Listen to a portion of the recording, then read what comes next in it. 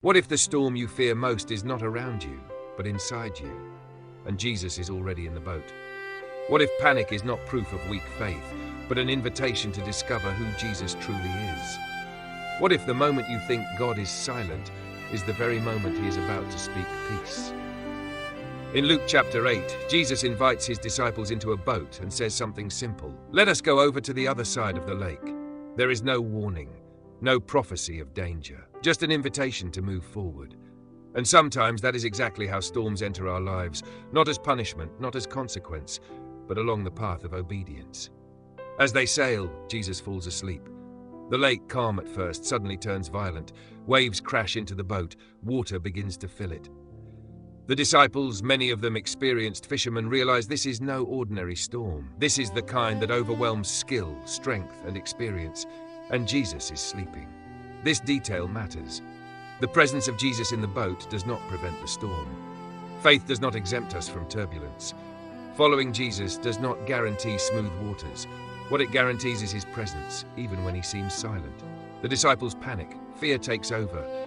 They rush to Jesus and wake him with words that reveal their desperation. Master, Master, we're going to drown. This is not a polished prayer. It's raw, urgent, honest. And Jesus does not rebuke them for waking him. He responds to the storm. He stands, speaks to the wind and the raging waters, and commands them to be still. Instantly, the chaos obeys. The waves settle. The wind dies down. Peace replaces panic. Then Jesus turns to his disciples and asks a question that cuts deeper than the storm itself. Where is your faith? This is not a question of condemnation. It is a question of revelation. Jesus is not asking if they have faith. He is asking where they placed it. Their faith was in their ability to sail, in their experience, in their sense of control. When those failed, fear took over. The storm did not create their fear. It exposed where their trust truly was. This story is not just about Jesus calming nature. It's about Jesus revealing identity. The disciples look at each other in awe and fear and ask, who is this? He commands even the winds and the water, and they obey him. They had followed Jesus. They had seen miracles. They had heard his teaching.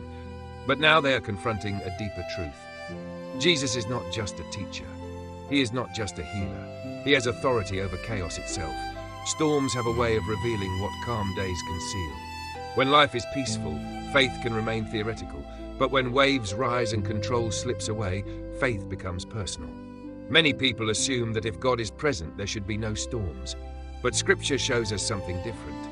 God often reveals himself most clearly in the middle of them. Notice that Jesus does not calm the storm immediately. He allows the disciples to experience fear, not to harm them, but to teach them. Faith grows not by avoiding storms, but by encountering God within them. Also notice how the disciples speak to Jesus. They say, we're going to drown. Not, can you help us? Fear speaks in conclusions. Faith speaks in questions. Fear assumes the end is already written. Faith believes there is still time for God to act. Jesus' authority over the storm points to a deeper spiritual truth.